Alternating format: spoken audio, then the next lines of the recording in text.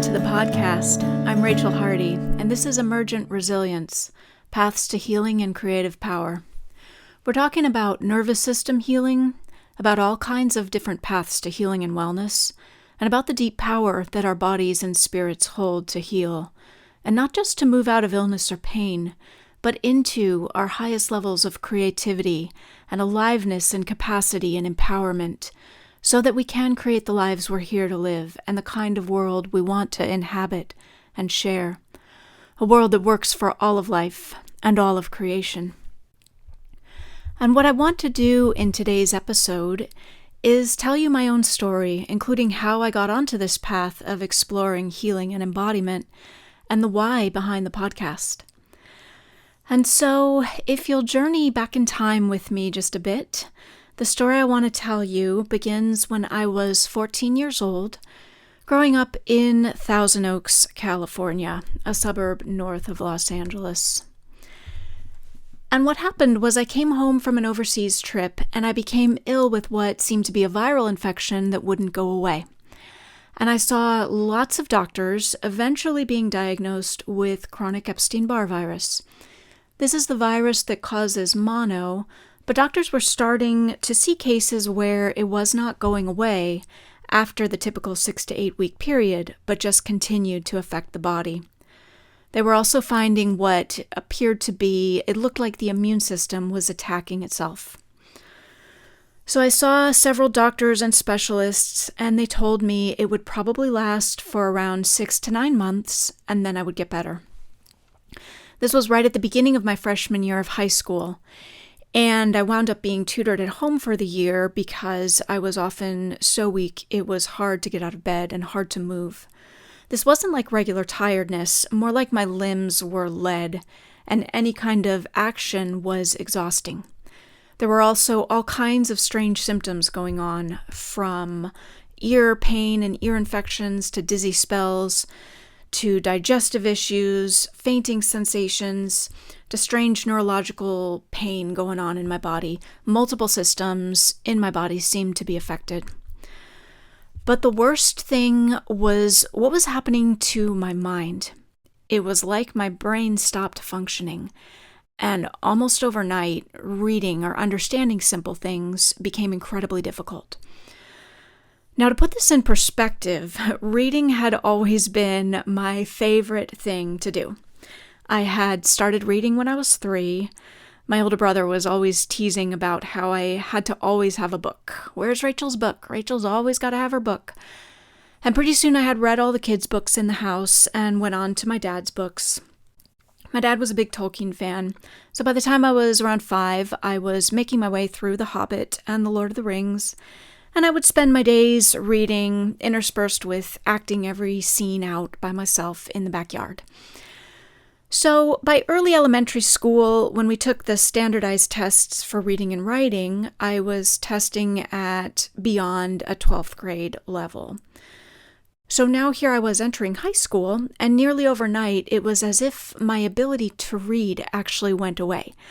I literally couldn't make sense of sentences, and it might take me an hour to get through a page. And I would wind up in tears at the frustration and fear of my brain no longer functioning.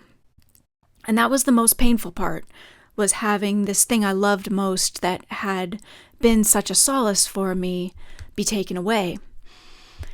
And watching my cognitive function just sharply and suddenly decline at such a young age would set me up for this lifelong fascination with the malleability and the neuroplasticity of the brain and the changeableness of it, and also a very poignant awareness of how much unknown there was about how our minds worked. And that theme of not knowing would echo through the decades. And it was the beginning of a journey. But it was also just very painfully weird. My friends didn't understand what was wrong and why I was missing so much school, and there wasn't a whole lot of explanation I had to give them. It was very vague, and I just felt so odd. My brother and sister would have their friends over. Our house was often full. My brother especially was extremely popular and would have big groups of friends over the house, and I would just sort of hide alone in my room, feeling weird and strange, like this weird sibling hidden away who no one knew what was wrong with her and her weird illness. And I just wanted so much to be normal and live a normal life. And so when the year ended, the doctors had told me I was going to be better. And I definitely was not, but in the need to somehow not be so weird, I did what seemed necessary. And I made myself go back to school, and I kind of got really good at just pushing through the insane fatigue and the dizzy spells and the ringing in my ears and the fog in my brain. And I did my best to act normal and put one foot in front of the other and just keep going forward. I developed a whole array of strategies to function through school. Caffeine was one. I found that large amounts of caffeine would kick my brain into functioning for a short bit. And the funny part, sort of, was that I had a photographic memory when it worked that would sometimes kick in for a brief window of time, and if I timed it right, I could study for a test and manage to pass, even if much of the time my brain was in a total fog. But as time went on and things weren't getting better, it was becoming really clear from what the doctors were saying and what they weren't saying that I was dealing with something pretty big and it was pretty unknown. And so the journey of looking for my own answers began in earnest. And here's where things started to get really interesting. Because I was raised in a very religious and spiritual home, and I was not only raised in it, but from a very, very young age, I embraced this spiritual path and all the beliefs attached to it that I was taught very deeply and very totally. It was the heart and soul and center of my life.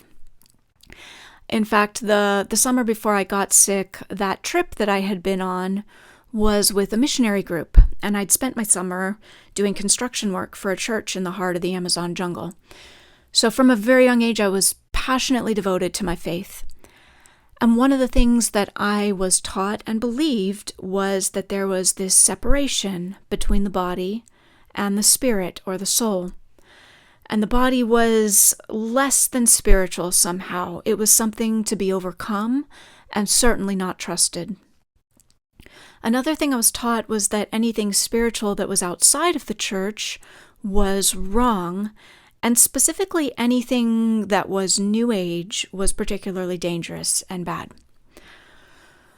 But then there was a day when I picked up this book, and it was actually by an MD who was specializing in treating what was now starting to be called chronic fatigue syndrome or myalgic encephalitis. And he was having some successes, but he was using some different kinds of practices. And he was writing about things like meditation and acupuncture and herbal medicine and shamanic journeying and crystals. And I was intrigued, but I was also terrified because these things were all New Age and therefore were bad.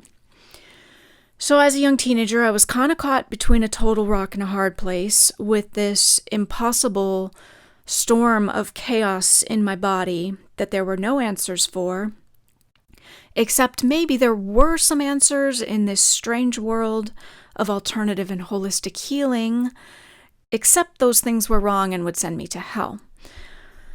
And there was this deep, strong grip of fear, but at the same time, it was as if something in my body was speaking louder than the fear in my mind. And the voice got louder and louder until there was no more denying it.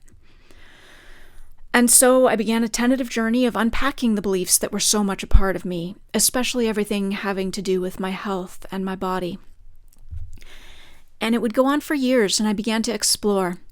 The internet as we know it was not quite here yet, so I had books and my brain with its off and on functioning, and I would try to read and try to gather information. And I remember Dr. Christine Northrup's book, Women's Bodies, Women's Wisdom, being a huge influence on me and a turning point in how I viewed my body and my relationship to it. And I'm immensely grateful for her work. And I began to explore acupuncture and yoga and meditation and homeopathy and nutritional approaches of all different kinds, and Tai Chi and energy healing and Ayurveda and Chinese medicine, and it went on. And as I began to piece things apart more and more, some things started getting clearer and clearer to me. And the first thing was that this fear does not make sense. And the more I unpacked, the more I began to let go of the layers of distrust and disconnect with my body. And I also became aware that there were these deep ways of knowing and connection to the body that have been a part of indigenous cultures and shamanic healing practices for centuries. And I was fascinated by how did we lose this connection to our bodies, to ourselves?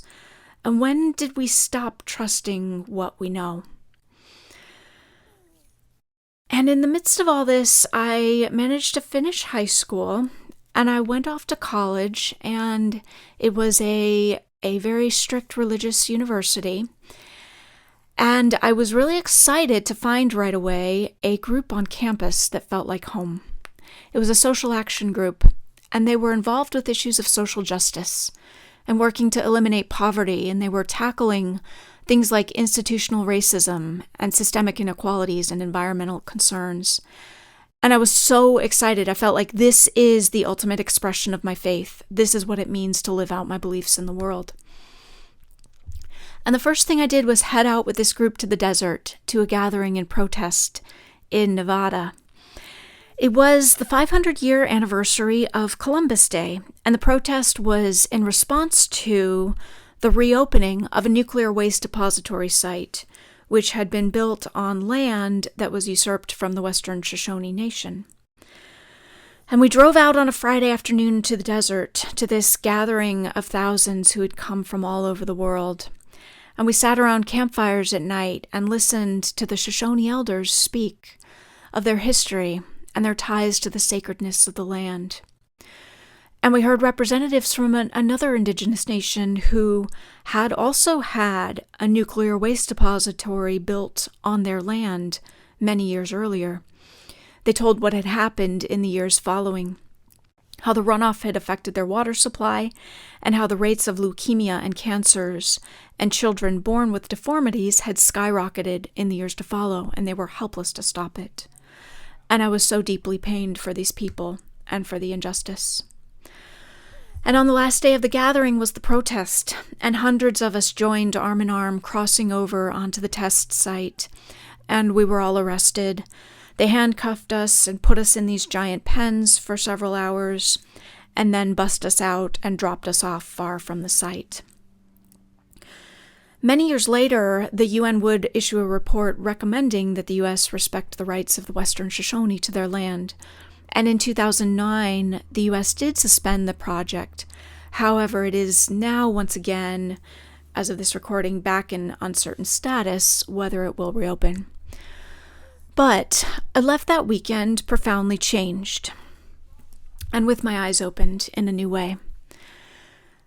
Now, back on campus, news had traveled fast, and I was perhaps a bit naive in my shock to discover that by and large, the bulk of the population of this religious campus was not happy with what we had done. They were actually really upset about us being arrested and being a part of this gathering. And that puzzled me. And I sat in a discussion group for my sociology of religion class the day after we returned. And I was so baffled to hear these people quoting Bible verses in ways that did not make sense to me, and it didn't add up.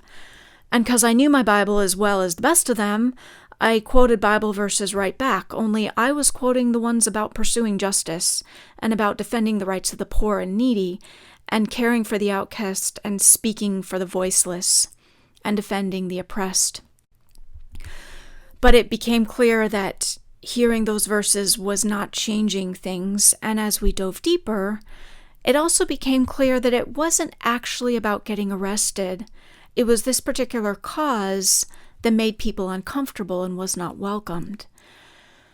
And that puzzled and troubled me deeply, because I knew that a faith that did not account for the needs of indigenous peoples, of the oppressed, and the different or the other, those most need of help, whoever that would never be a place where I would be okay. And it was another chunk of dismantling my belief system. And I would continue to spend years untangling all I'd been taught, but one thing that would become really clear is how much is always going on beneath the surface. How many different things can be woven in with our beliefs, both conscious and unconscious, and how much motivates and drives us as humans, and how important it is to be able to mindfully look at what really is driving us and what fuels things beneath the surface. And I think it's so important to have the ability to pause and step back and take a look at what we believe and why, and be willing to go deeper into the uncomfortable and to check our assumptions constantly, because things aren't always what they seem. And of course, the place to do this is for ourselves, because it's really easy to look at a group, at someone else. It was easy for me to look and go, oh yeah, those people are like that. We tend to want to say that group, that political party, those other are all like that. And yet the truth is rarely that simplistic. And the place for us to look, I believe, is in our own beliefs and what's happening inside of each of us.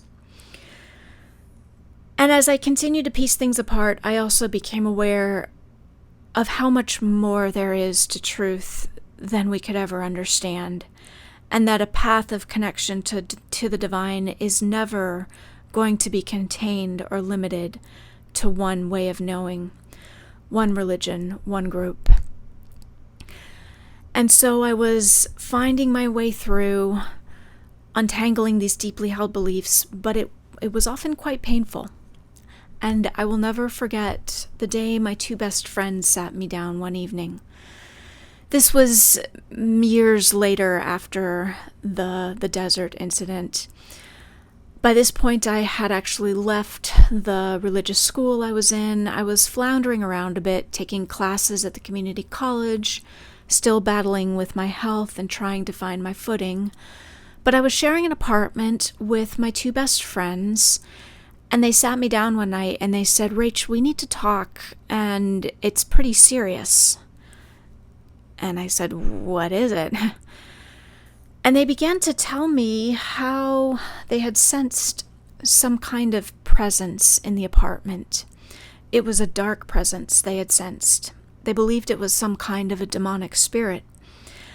They had both felt it, and then they said that they had had all their friends come over, and their friends had all felt this dark, oppressive spiritual presence in the apartment too. And they had determined that it was because of me. More specifically, it was because of my involvement with all of the New Age things that I was now doing for my health. They also told me they were moving out the next day. And even as one part of me felt like this was crazy, at the same time, it was painful, and there was an aspect in which it was quite terrifying, because these were my closest friends and the people who knew me the best telling me this. And once again, I was extremely weird and different, only in this time it was upped to include being the cause of demonic spirits hovering around. And I sought out a spiritual teacher who was in my life at the time, who I respected deeply. He was very learned, especially in history and the history of the church, and I sat with him in Borders bookstore over tea and muffins, and I sat there shaking and trembling, and I said, "Something really bad happened." And he said, "Rachel, what happened?" And I told him the story. And he sighed deeply when I'd finished talking, and he said, "No, Rachel. You are definitely not demon-possessed, and neither is your apartment." And I said, "But they all felt the same thing. How did they all feel the same thing?" And he began to speak to me about history. And we sat there for hours as he talked to me about the Salem witch trials, of the European witch craze, of good women burned, untold numbers of women burned at the stake, many of them for things like practicing herbal medicine and healing, and of the craze, the kind of mass hysteria and fear that can take over and can take otherwise rational people's brains into very, very sure conclusions. And I could see how that could happen, and I left that conversation changed. and in a much more solid place with who I was than I had ever been. So, there I was at 22, having lost my best friends, as well as my community, my direction, pretty much my faith, and basically everything that gave me meaning and purpose. And so, somewhat shell-shocked and lost, I did the only thing left that made any sense at all, and it was the thing that made all the sense. And I enrolled in a wonderful theater program. And through the profound and challenging and heart-rending power of creative work, I began to knit my soul back together. And in that program, along with having the work to throw myself into deeply, I also found mentors and teachers who would change my life and who would see the capacity and capability in me far more than I was able to see it in myself. And these teachers also taught me that all the places in me that I'd labeled too intense, dark, strange, or weird were actually part of what made me the most interesting as an actor. One of my best experiences there was playing the role of Mary in a play called The Mysteries. It was basically a deconstruction of the stories of the Bible. And the director told me that he cast me because he did not want sweet, demure, pious Mary, as in the traditional version of the biblical tale, but rather he wanted dark, intense, surprising, and powerful Mary. And as I poured myself into this symbolic role, this icon of the Christian faith, the irony was not lost on me, as my own faith continued to deconstruct and fall away, to be reborn in entirely new forms. And the other interesting thing about this production, about this play, was that my director and teacher, Michael Nearing, brought in some fascinating teachings and explorations into the rehearsal process. The teachings he brought in were from the work of a woman named Dr. Jean Houston. She was a founder of the Human Potential Movement and advisor to the UN, and I would be so impacted by these teachings and exercises that many years later, I would seek her out to study with her. But I graduated from Chapman University very proudly with my BFA in theater performance, and I moved to North Hollywood with my then boyfriend and two of his friends from the screenwriting department. And we all shared a little house together on Ethel Avenue in North Hollywood, and I worked lots of odd jobs, waiting tables, substitute teaching, doing background work on films. And I did a whole lot of theater in the little 99-seat theaters all over town, mostly doing a lot of dramatic roles, playing the Lady of the Lake in a retelling of the King Arthur stories, and doing lots of Shakespeare plays. And life had a certain goodness to it. It was definitely not easy. I was still fighting and managing the tiredness and brain fog and random strange symptoms, but I was making it through, and I kept going forward. And I went to massage school, something I'd always been drawn to. My teachers there immediately commented on a strong affinity that I had for this work. And one of my teachers in the second week of my training said to me, "I'm not going to tell you what you should do with your life, but if you wanted this to be your life's work, it definitely could be." So that was encouraging. And I started seeing some clients. And although making a living as a new massage therapist was fraught with interesting challenges, I loved the work, even sporadically, and I continued juggling the various jobs and keeping balls in the air and keeping things going. And looking back at this time period, there was a lot of goodness, but there was also a certain fragility to it, because there was so much that I was carrying under the surface. The years of being sick, and so many stressors that my body was juggling, and I was managing this balancing act, but it was ripe for a fall. And it's interesting because we are such resilient beings, and our nervous systems can hold and manage and survive a lot. But especially when there's been a history of trauma, Sometimes there's that event or that illness or accident that seems to be the proverbial straw that just triggers an unraveling, a spiraling down. And this is something I've seen so much of over the more recent years in my own practice. That event or accident that happens that sets a person on this downward spiral. And it's like all the carefully constructed management systems, both internal and external, can come crashing down. And my straw was about to happen. I was unable for a long time to talk about what happened next. There was some weird shame coupled in with it, partly because it all felt just so weird and hard to explain. But we all remember the day. My boyfriend woke me up. The two of us were living in an apartment near Runyon Canyon in Los Angeles now, along with the Chow and Aussie Shepherd mix, Lucky, who I had rescued off the side of the road. My boyfriend woke me up that morning and said, "Wake up, we've been bombed." And I stumbled into the living room, and in a haze I saw the now iconic image on TV of the massive amounts of smoke from New York City billowing into the sky. And besides the obvious tragedy of what was happening, there was some old and deep trauma that was being wildly triggered for me in that moment. And I remember the distinct sensation, almost as if something snapped in my brain, like an overloaded fuse and something went out. And for days on end, I found myself sitting on the floor of the apartment for hours, often literally unable to move. I think partly why there was shame around trying to talk about this is because I probably won't ever be able to explain it in a way that will feel like it makes sense. But I would sit for hours on end with nothing happening in my head, in my body. And the crazy part is that I would want to move, but I literally sometimes could not move my limbs. And there was no thought, no feeling, just a sort of gray space and nothingness. And I would sit frozen in the center of the floor for hours and hours on end.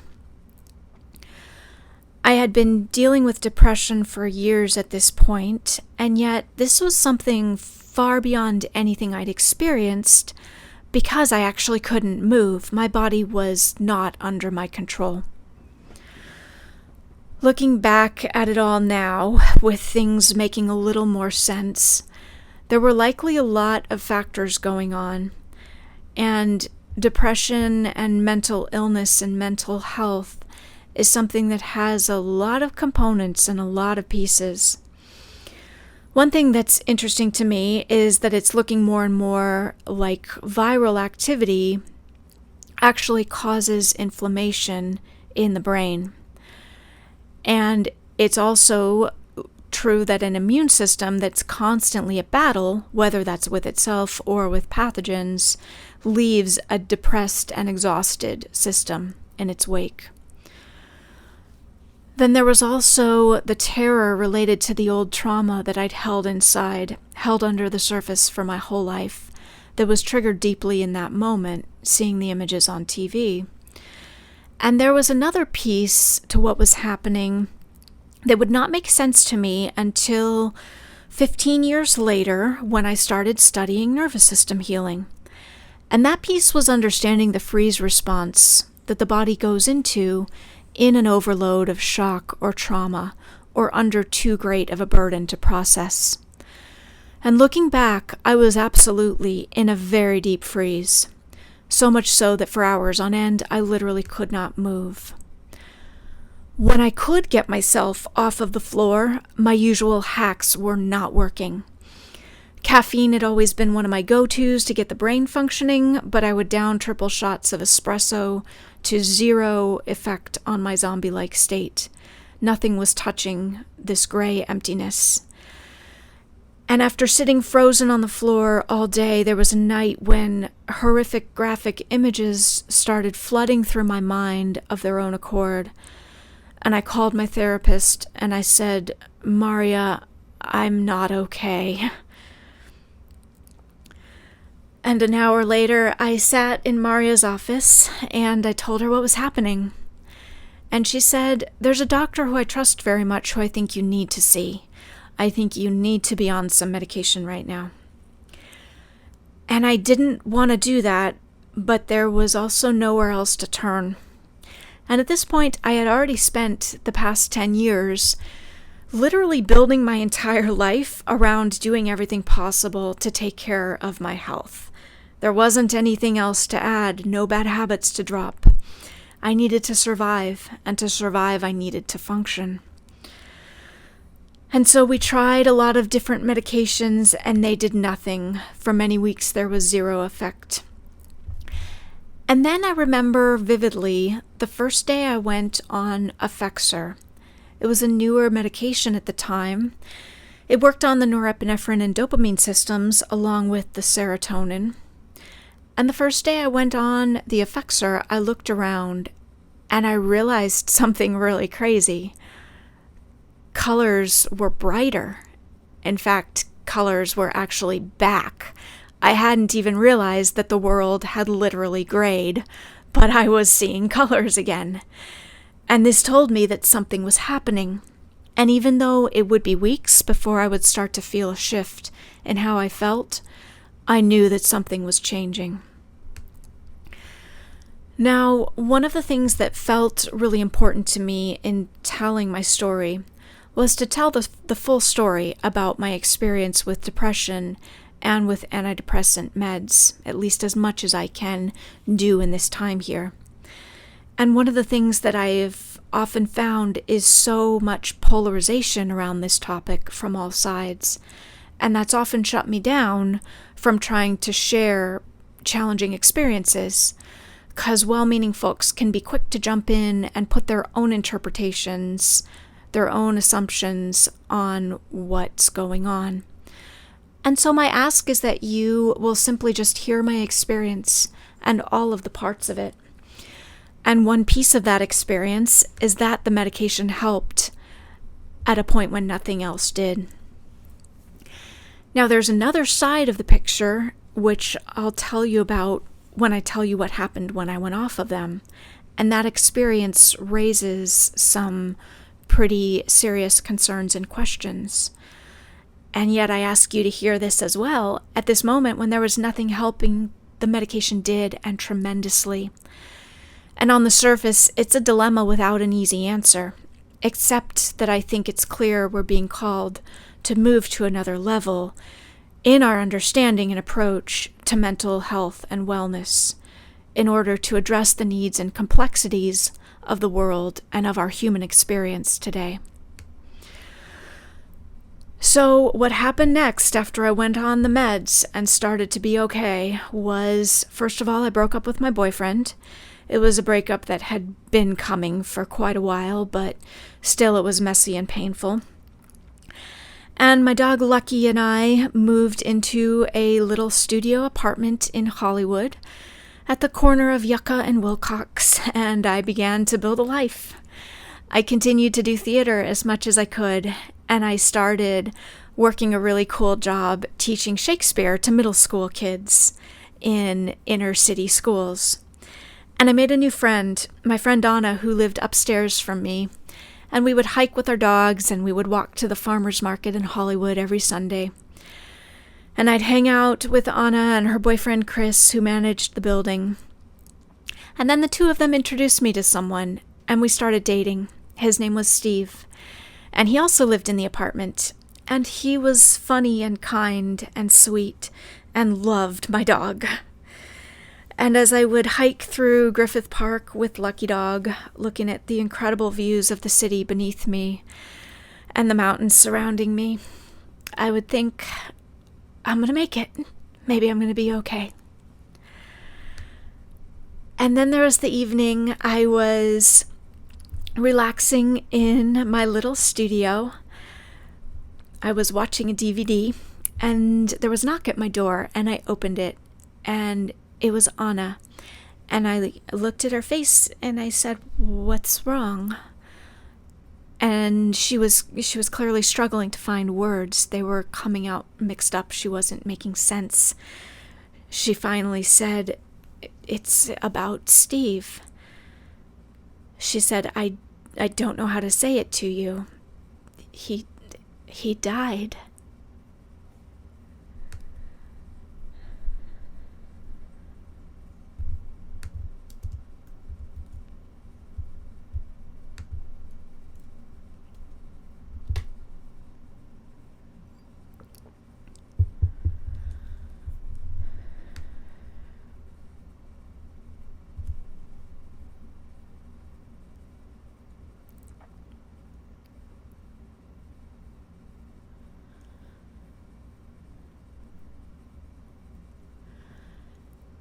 And Anna was just as confused as I felt. She was practically incoherent, but I got the full story from her boyfriend, Chris. Steve had been playing hockey with his buddies like he did every single Friday night, and he had suddenly collapsed on the ice. By the time the paramedics got there, he was gone. It was determined eventually to be a blood clot to the heart. He was 33 years old. And what was interesting about this time following was that I grieved for months. I cried multiple times a day and often felt like I would never stop crying and like there was no bottom to the sadness. And yet I also took care of myself. I lived walking distance from the Hollywood YMCA. And Steve had loved working out, and maybe that influenced my sudden urge to walk to the gym daily, sometimes twice a day, just to work out, because it felt so good to move my body. I also developed this sudden love for cooking out of nowhere, and I started cooking up vast quantities of eggplant parmesan and vegetable stir-fries and all kinds of healthy food, and it was almost bizarre to just see all this food regularly appearing in my kitchen. And in spite of and through all the grieving, there was a sense of all this energy moving through me, of being right in the center of it and allowing it and feeling it all. And the interesting thing about this is that I definitely believe it was the medication that allowed this full, deep release and feeling of grief to happen, because it was such a stark contrast from where I had been not too long before, when I was frozen and feeling nothing at all. And that brings me to a common myth or assumption that I want to address, because there are some assumptions that are often tossed around about antidepressant medication. And this is one that is especially prevalent, I find, in the holistic health and spiritual communities. The belief is that antidepressants keep you from feeling the full spectrum of feelings. They keep you from feeling the bad or sad ones, and that what needs to happen is a person needs to actually just accept that sad feelings are part of life. And once someone accepts that, they can integrate it all, and then the meds are not necessary. Now, that could be true in some cases, but it was definitely not true of my experience, and my experience was exactly the opposite. The medication allowed me to feel, and it took me from a frozen, gray, unable to move state and into being able to feel the full spectrum of deep grief and laughter and joy. And this is a paradox, one of many, that once again I think it is so important to acknowledge and embrace if we're going to move to another level to support our mental health in our world today. And I think it's so important to actually listen and hear the experiences of what people are going through. And again, to just pause the assumptions and listen more. One of the things I've found that makes it tricky to talk about depression or also about anxiety is the lack of languaging that we even have to discuss things. So we have the word depression, which is used to describe what can be a very severe crisis level mental illness, including a brain that is quite dysfunctional.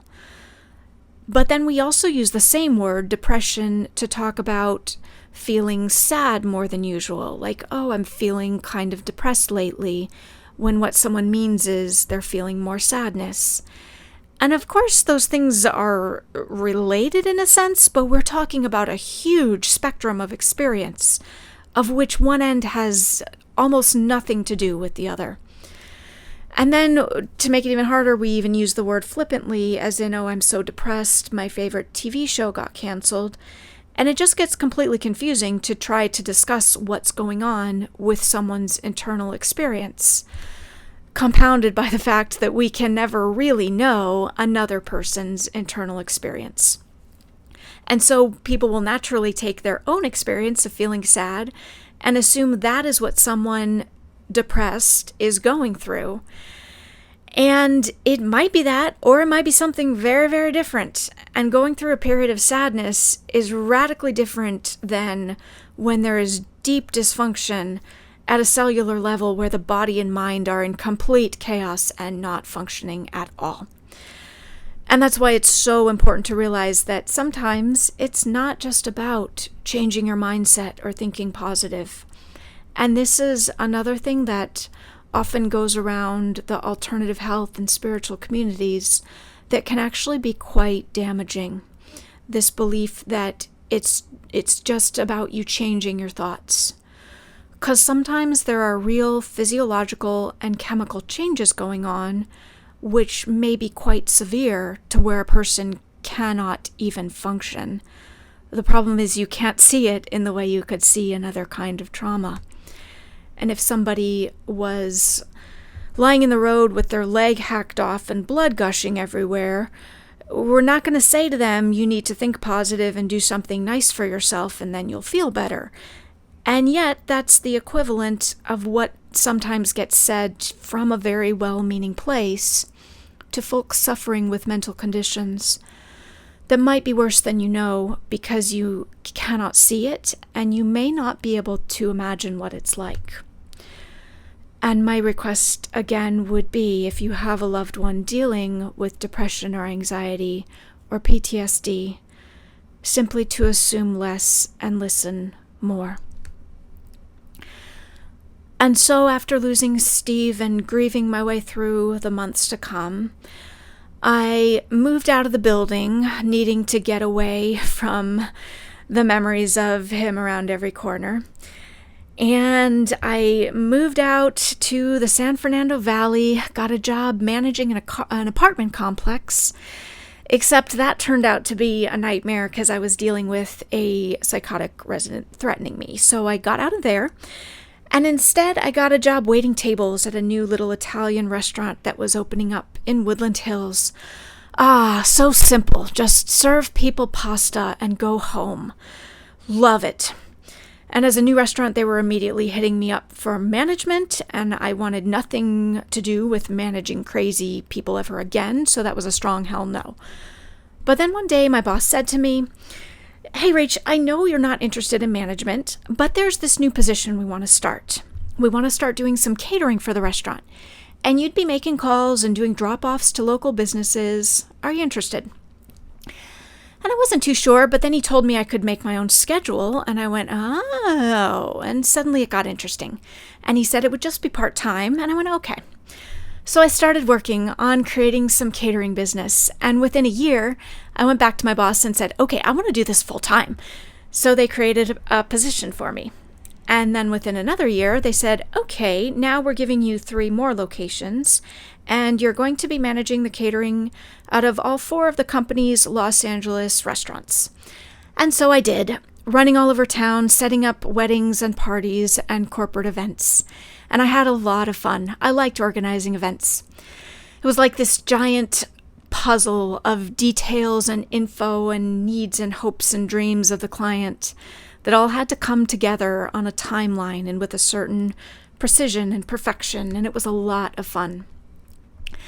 And I also kept training in the bodywork and healing worlds. First in energy work, doing a 100-hour program with my teacher, Heather White, who was a student of Rosalind Breuer. Rosalind Breuer's research work at UCLA would be some of the first studies to actually measure and record the frequency of the human aura. That was Dr. Breuer along with Dr. Valerie Hunt. And I would go on to train and mentor with Heather for many, many, many years to come, and she would be a profound influence on the development of my own work. And then I began studying a type of bodywork called myofascial release, which worked in a slightly different way by releasing restrictions in the connective tissue or the fascia. And I began using this work with my clients and seeing such profound and more effective and lasting results that I would eventually go on to specialize in it. It was an exciting time. I studied NLP, learning about the mind, and then I also looked up the teacher whom I had been introduced to back in the rehearsal processes of the play at Chapman. The teacher was Dr. Jean Houston, founder of the Human Potential Movement, advisor to the UN, and she taught extensively in social artistry and how to use our full creative potential and visions in service of creating a better world.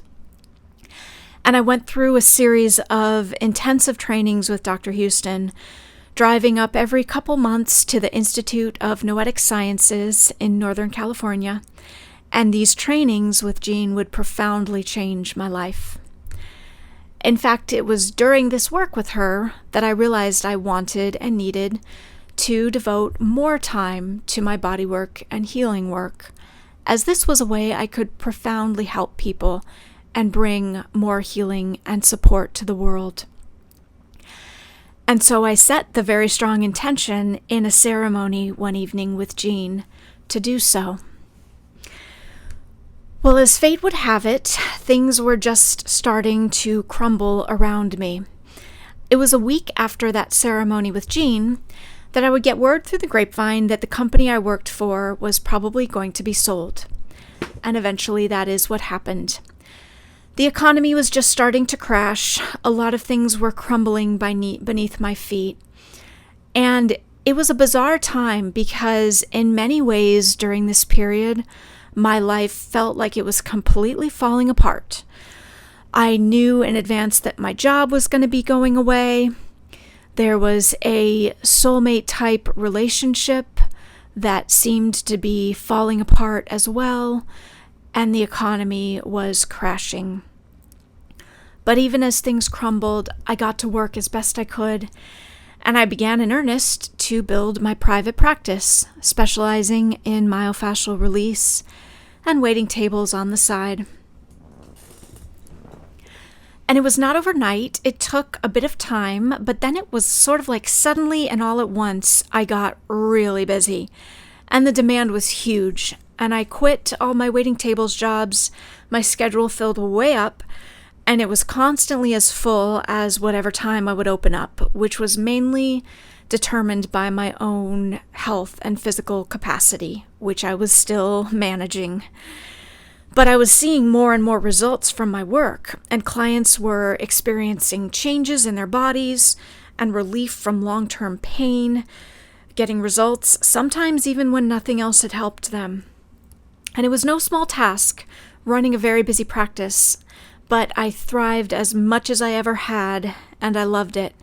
And I was doing good work, and people were experiencing incredible results when I worked on them, and the demand kept on growing. And so that's how it came to be that in 2015, I was running a thriving and very full practice, along with collaborating with my local yoga studio and volunteering my work all over town and organizing my first retreat for my clients, and feeling as good as I ever had in a couple decades, and my health was continuing to get better, and suddenly I knew it was time to go off the medication that I'd been on for 14 years. And I knew this was no small task, but I also wasn't content with the answer that this is just how it is, that my body was flawed and that I would need to take a medication the rest of my life to function. And that is not because there is anything wrong with taking medication where it's needed.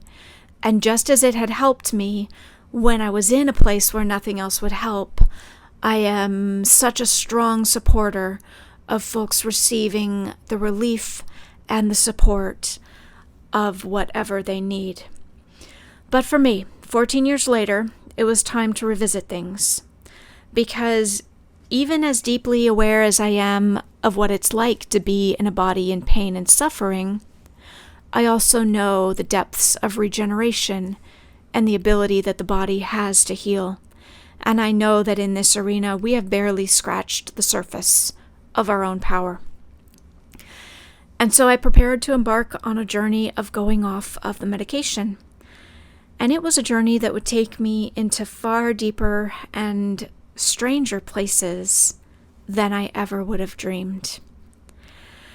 And because this next part of the path was a journey of its own and deserves its own story, in the next episode, I'm going to tell you about coming off the medication and about what happened next. I'll see you there.